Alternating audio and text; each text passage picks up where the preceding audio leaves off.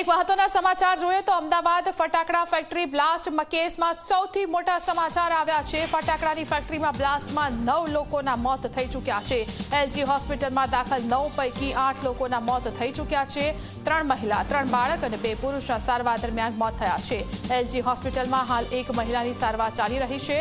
ફટાકડા ફેક્ટરી આગકાંડમાં મૃત્યુ આંક વધવાની શક્યતા છે। વધુ વિગતો લઈશું। સંવાદદાતા અર્પણ આપણી સાથે ફોન લાઈનથી જોડાઈ ગયા છે। અર્પણ, મૃત્યુઆંક વધ્યો છે, હાલની શું સ્થિતિ?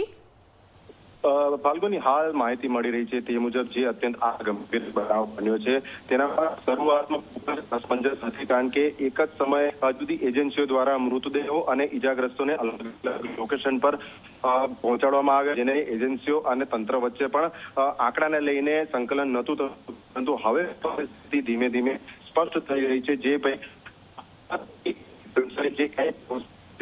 9 લોકોને લાવવામાં આવ્યા હતા, જે પૈકીના 4 તો મૃત હાલતમાં જ હતા। અન્ય 5 લોકો જે હતા જેઓ સારવાર હેઠળ હતા તે પૈકીના 4 લોકોને એટલે 9 લોકો પૈકી 8 લોકોના મોત થઈ ચૂક્યા છે। અને જ્યારે અમદાવાદની સિવિલ હોસ્પિટલમાં કુલ 6 દર્દીઓ, જેમાં 4 પુરુષ અને 2 મહિલાઓ હતી, આ 2 મહિલા પૈકીની 1 મહિલાનું મોત થયું છે। આમ બંને જગ્યાએ મળીને કુલ 15 વ્યક્તિઓ હતા। 15 પૈકીના 9 જણા મોત થયા છે, જેનામાં 3 બાળકોનો પણ સમાવેશ થાય છે। એટલે હાલ 6 લોકો સારવાર હેઠળ છે, જેમાંથી કેટલાકની હાલત બળી જવાના કારણે ક્રિટિકલ છે। એટલે મોડી રાત સુધી કદાચ આંકડો વધી શકે છે, પરંતુ આપણે સૌ કોઈ પ્રાર્થના કરીએ કે આ દુઃખદ સમાચાર આપણને ન મળે કે કોઈનું મોત થયું છે, પરંતુ અત્યાર સુધીની જે છે તે 9 લોકોના મોત કન્ફર્મ થઈ ચૂક્યા છે।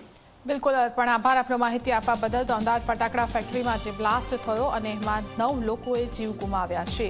કુલ 9 લોકોના જીવ આ કેસમાં જઈ ચૂક્યા છે। આ ઘટના ખૂબ જ ગંભીર હતી। 5 કિલોમીટર દૂર સુધી આ બ્લાસ્ટનો અવાજ સંભળાયો હતો અને આ બ્લાસ્ટની તીવ્રતા એટલી હતી કે જે લોકો મૃત્યુ પામ્યા છે તેમના શરીર જે છે શક્ત વિષક્ત થઈ ગયા હતા, તેમના અવશેષો દૂર જઈને પડ્યા હતા અને જીવતા આ લોકો ભૂંજાયા હતા। કેટલાક લોકોની સારવાર ચાલી રહી છે અને આપણે આશા એવી જ રાખી શકીએ કે આ લોકોની સારવાર કામયાબ થાય અને તેમનો જીવ બચી જાય।